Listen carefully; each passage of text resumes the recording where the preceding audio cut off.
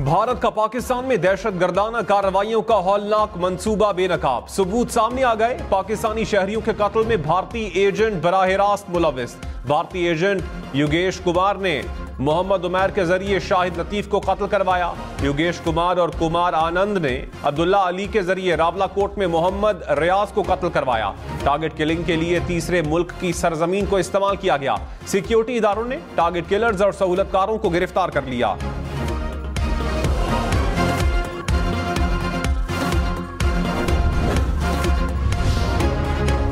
खारजा ने भारतीय साजिश के शवाहिद दुनिया के सामने पेश कर दिए। कहा, पाकिस्तानी शहरियों के कातिल में भारतीय एजेंट बराह रास्त मुलविस थे।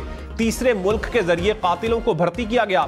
सोशल मीडिया ऐप से राबता हुआ, रुकूम और असलहा दिया गया। कत्ल की कार्रवाइयों के काबिले भरोसा शवाहिद मौजूद हैं। दोनों कातिलों को मुल्क से फरार होते हुए गिरफ्तार किया गया। सहूलतकार भी कानून के शिकंजे में आ चुके। अभी सिर्फ 2 वाकयात सामने ला रहे हैं। कुछ की तहकीकात चल रही हैं। आलमी सतह पर भारत का मुहासबा करना चाहिए। सियासी कैदियों की रिहाई का ऐलान करने वाले पहले जाती जेलें बंद करवाएं। शहबाज शरीफ का बिलावल भुट्टो को जवाब। कहा, नून लीग के दौर में कोई सियासी कैदी नहीं थी। मशवरा देता हूं कि जाती जेलों के खात्मे का भी ऐलान करें। जाती जेलों में बच्चों, बच्चियों और खवातीन से जुल्म होता है। थानेदार खामोश होता है, आहो बका होती है, कोई सुनने वाला नहीं होता।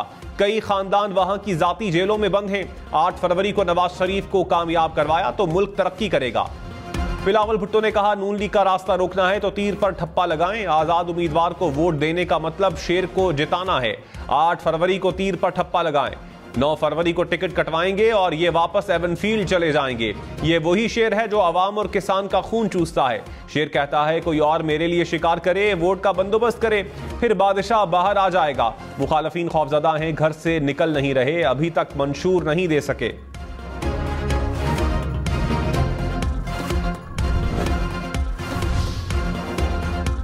मरियम नवाज पीपल्स पार्टी पर बरस पड़ी। कहा, पंजाब नवाज शरीफ पर तनकीद नहीं सुन सकता।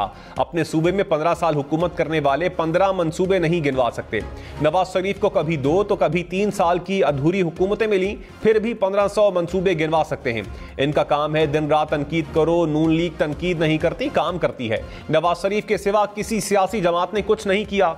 नून लीग अगले चंद दिनों में अपना मंशूर पेश करेगी। साबिक सदर आसिफ अली जरदारी ने कहा, 8 फरवरी को अवाम और तीर की जीत होगी। बिलावल का 10 नकाती एजेंडा मुल्क की तकदीर बदल देगा। अवाम के तहफ़्फ़ुज़ और हुकूक के लिए मजीद मौसर कानून साजी करेंगे।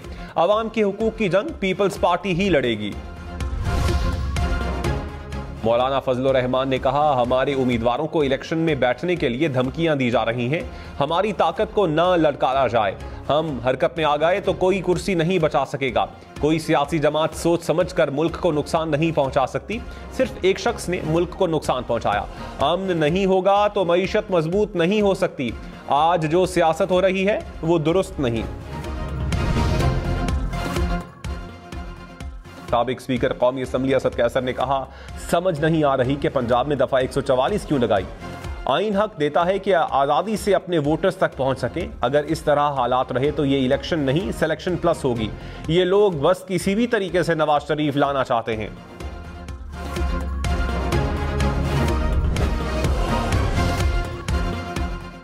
निगरान वजीर इत्तलात मुर्तजा सोलंकी ने कहा, 8 फरवरी को इलेक्शन हो रहे हैं। इलेक्शन से मुताल्लिक कयास आराइयों से गुरेज किया जाए। ये मुल्क विफाकी पार्लिमानी निज़ाम पर चलेगा। पार्लिमानी निज़ाम में कानून साजी से बेहतरी लाई जा सकती है। लाहौर समेत पंजाब भर में नमूनिया मजीद 12 बच्चों की जान ले गया। गुजरावाला में 3, रावलपिंडी और बहावलपुर में 2 अमवात। लाहौर और शेखुपुरा में 2 बच्चे नमूनिया से चल बसे। पंजाब में जनवरी के दौरान नमूनिया से दम तोड़ने वाले बच्चों की तादाद 220 हो गई। 24 घंटों के दौरान 1000 से ज्यादा बच्चे नमूनिया में मुब्तला।